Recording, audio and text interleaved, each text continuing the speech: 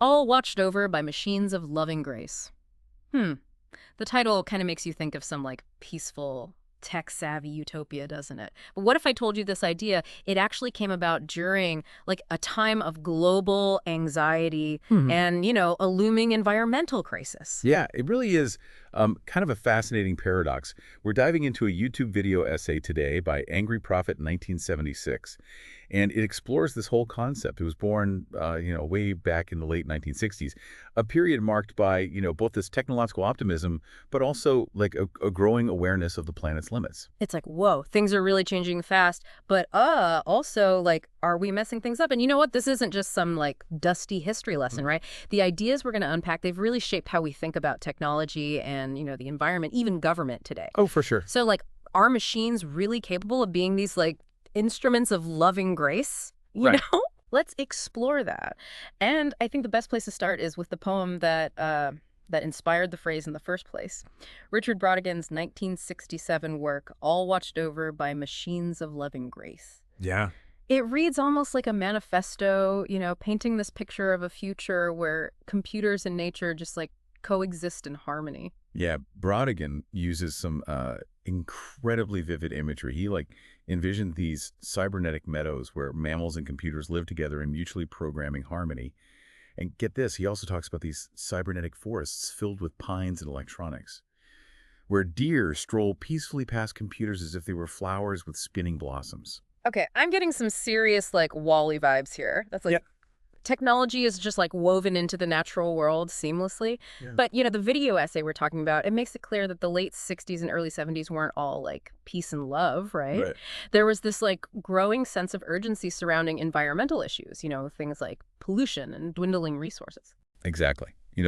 Traditional solutions were just falling short, and people were they were desperately searching for new approaches, and that's where Jay Forrester comes in. This brilliant mind of the world of cybernetics. Cybernetics. Okay, hold on. Let's break that down a bit. It sounds kind of intimidating. Okay, think of it this way. Okay, imagine like your home thermostat. Okay. It takes in temperature data, Mhm. right? And it automatically adjusts the heating or cooling to keep the temperature comfortable. That's like a very basic cybernetic system. What Forrester did was he took this concept of feedback and control and applied it to much larger systems like corporations, even entire cities. So he was like building computer simulations basically to understand how these complex systems work. Precisely. And here's where it gets really interesting. Forrester was invited to a meeting with the Club of Rome. This was a group of influential thinkers who were super concerned about global issues, right? They were looking for solutions to the looming environmental crisis. And the story goes that Forrester sketched out his first world model on a napkin.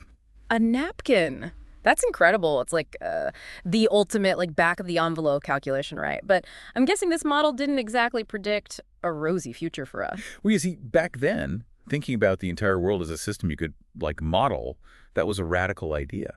This napkin sketch eventually evolved into a complex computer model. They fed it data on population, resources, pollution, you name it. And what it showed was startling, really startling. It said if trends continued, the world was headed for collapse within decades. Whoa.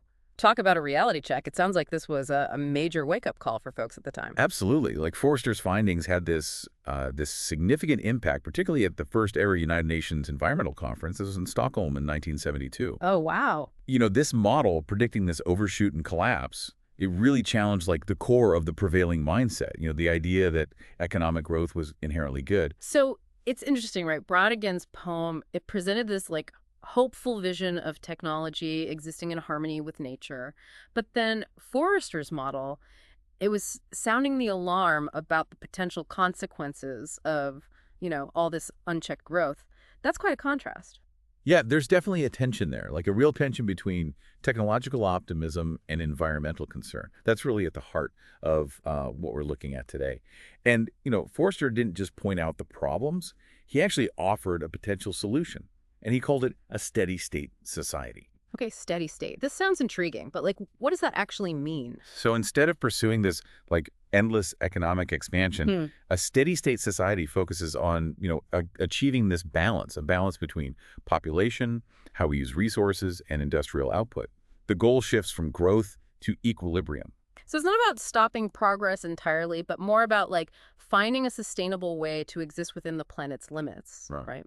Exactly. And this was uh, a radical departure from that, growth at all costs mentality that was so prevalent at the time. This is blowing my mind. We started with a poem about machines and grace, and now we're talking about potential global collapse and the need for a completely different way of like organizing society. Right. It really highlights this like complex relationship we have between technology and the environment and our choices as a species.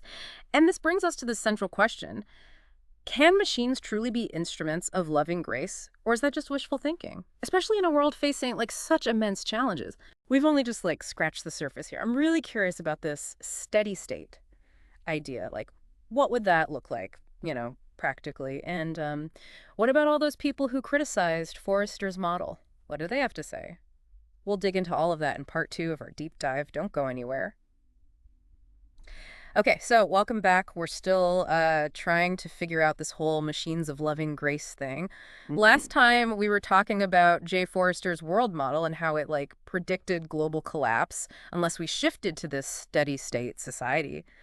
I gotta ask though, is that even like realistic? I mean, can we actually achieve Hmm. a steady state? Yeah, it's a question that's been around for a while. Yeah. Sparked a lot of debate back then, and it's still relevant today, really. Forrester's model, it was groundbreaking, yeah. Yeah.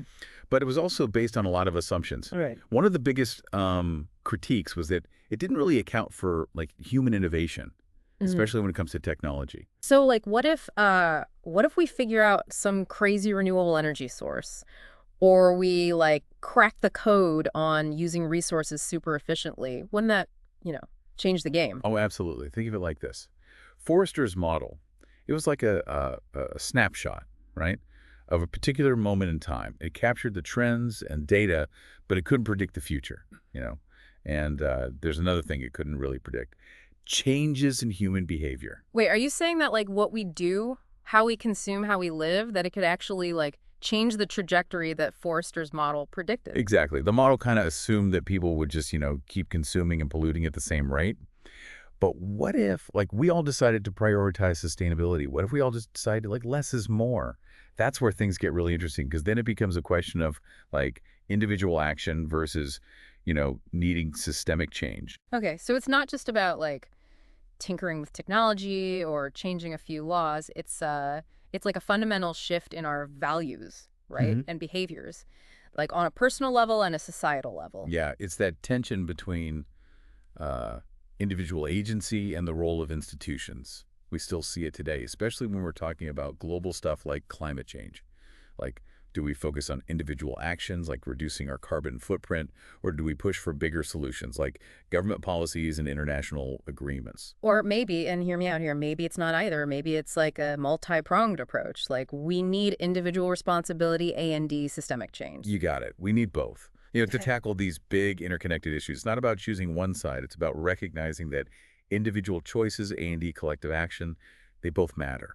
Okay, so Forrester's model, even if it wasn't perfect, it made people think about some really uncomfortable stuff, right? Like the limits of growth and what might happen because of what we're doing. Mhm. And it also raised this question about, can we separate economic growth from environmental damage? Yeah, that's a big one. Can we have a healthy economy without, like, destroying the planet in the process? hmm Forrester seemed to be saying that no endless growth on a finite planet it's not sustainable. It's like we're always told that economic growth is good, it equals progress, but what if that growth is like actually hurting us, like undermining our well-being and messing up the future? That's exactly the paradox Forrester brought up. And it asks this really crucial question. Are there other ways to develop our economy? Models that don't rely on just growing forever. Models that, prioritize well-being and social equity and environmental sustainability. Those are some big questions for sure. I'm still processing all this, to be Yeah. honest.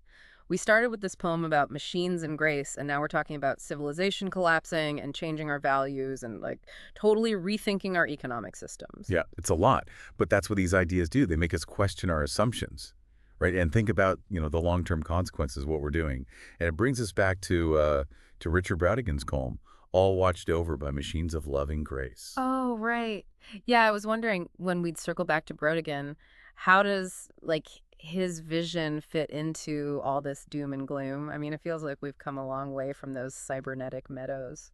It is a stark contrast. On the one hand, you could see Brodigan's poem as this like hopeful dream, right? This world where technology helps us and we live in harmony with nature.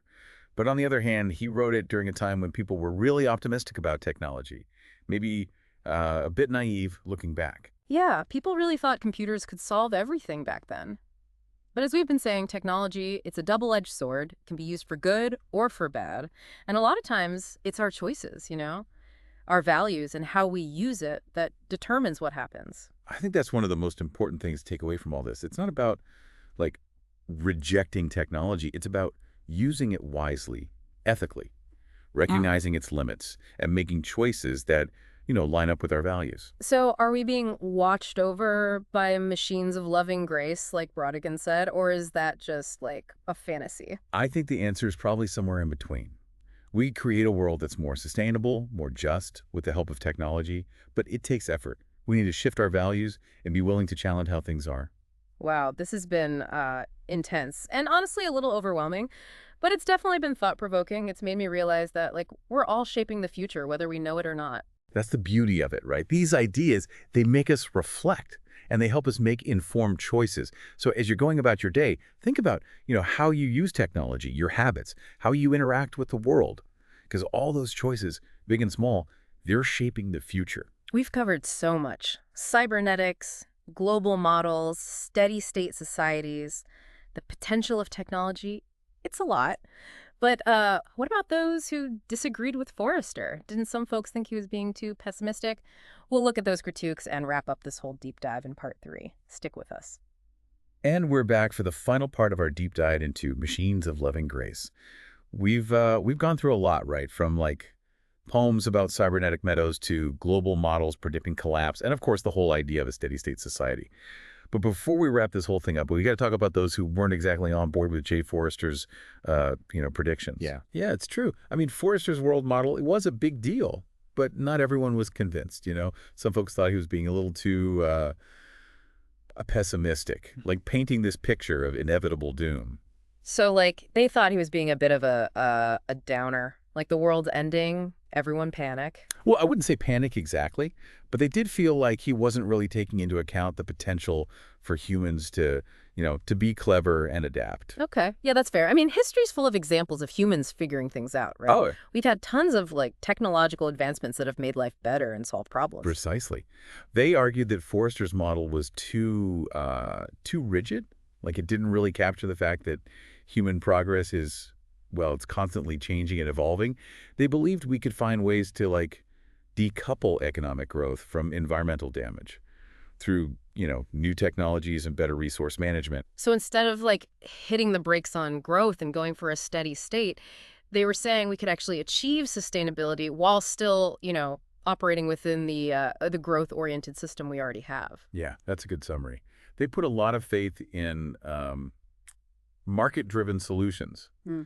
Stuff like green technologies and businesses adopting sustainable practices, that sort of thing to, lessen the negative impacts of growth. So basically, a difference in philosophy. Forrester's saying we need a fundamental shift away from growth. His critics are saying, no, we can make it work without totally overhauling everything. Right. And that debate is still going strong, honestly. It's a question of, like, are small changes enough, or do we need a complete system reboot?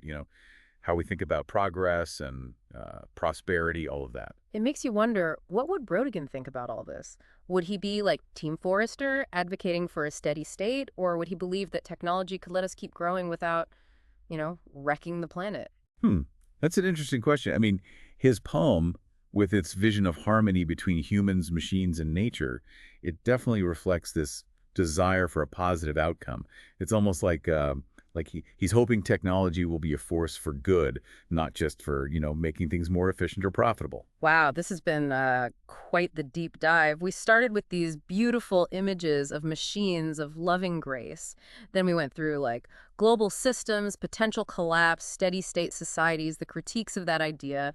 And now I guess we're left with this question, can technology really be a force for good when we're facing such huge challenges? It's a tough question, no doubt. But I think the most important thing to remember is The future isn't set in stone, right? Hmm. It depends on what we choose to do today. So what can we do? How do we like navigate all this technology, sustainability, the future of the planet? It's a lot. Well, I think it starts with, just being aware. Hmm. By understanding how everything's connected, like we've talked about, Hmm. we can make better decisions, both in our own lives and when it comes to pushing for bigger changes that make things more sustainable and equitable. So it's like a call to action. We can't just sit around and hope for the best. Exactly. We have to be mindful of our consumption, support businesses and policies that, you know, put sustainability first, and really question this idea that the only way forward is just to keep growing forever. It's a lot to think about, but it's also it's hopeful in a way. It means we have the power to make a difference. And remember, it's not about being perfect. It's about making progress. Every little step, every choice we make, it all adds up. So I guess the question remains, are we being watched over by machines of loving grace? Maybe not just yet, but maybe, just maybe, we can get there. We can create a world where technology helps us achieve that. It's a goal worth striving for, definitely. Yeah. And who knows? Maybe one day those cybernetic meadows Bretta imagined will actually exist. That's a great thought to end on. And to all our listeners out there, keep asking those tough questions, keep exploring, keep diving deep, and we'll catch you next time.